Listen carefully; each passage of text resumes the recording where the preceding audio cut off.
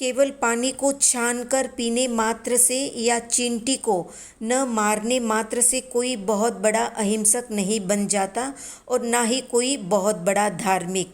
भले ही हिंसा से बचने के लिए आप छानकर पानी पीते हो, छोटे बड़े जीवों की हिंसा न करते हो, पर ये करने मात्र से आप अपने आप को अहिंसक नहीं कह सकते।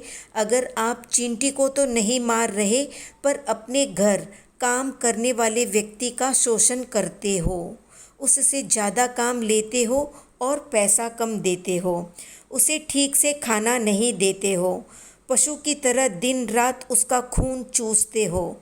अगर आप उसे अपना जैसा नहीं समझ रहे हैं तो धर्म तो दूर की बात, इंसानियत भी जीवन में नहीं उतरी है।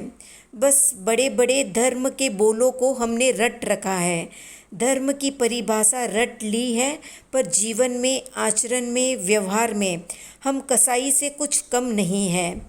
ऐसे लोग ही धर्म को बदनाम करते हैं, क्योंकि ऐसा व्यक्ति अगर धार्मिक कहलाता है तो हर कोई चाहेगा कि हम ऐसे धार्मिक न कहलाएं। इसलिए जब सच्चे अर्थों में धर्म समझ में आता है तो दूसरों का दुख महसूस होना शुरू हो जाता है। दूसरे के दुख से अंदर ही अंदर दुखी होने लग जाते हैं। जैसे उसकी आत्मा वैसे मेरी आत्मा। आज वो गरीब है इसलिए मेरे नीचे काम कर रहा है, पर किसी एक जन्म में मैं भी गरीब था, मुझे भी किसी के अंडर में काम करना पड़ा होगा। उस समय अगर कोई मेरे साथ इस तरह का व्यवहार करता तो मुझे कैसा लगता, वैसा ही इस व्यक्ति को भी लगता होगा। इसलिए मुझे कुछ भी ऐसा नहीं करना चाहिए जिससे दूसरों को दुख पहुँचे। जब इतनी समझ आ जाती है तब वास्तव में धर्म जीवन में, आचरण में आता है। तब इसको अहिंसा कहते हैं, इसे धर्म कहते हैं, ना कि उसे जिसमें किसी चींटी को आटा डाल दिया पर 5 इंद्रिय के मनुष्यों को खून के आंसू रुलाते हैं।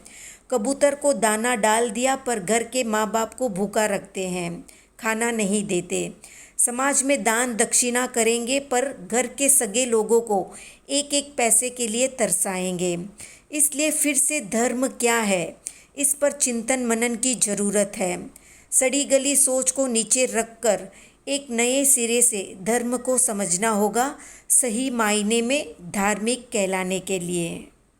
आपके क्या विचार है इस विषय पर कमेंट में बताएं। वीडियो पसंद आया तो लाइक, शेयर, सब्सक्राइब करें।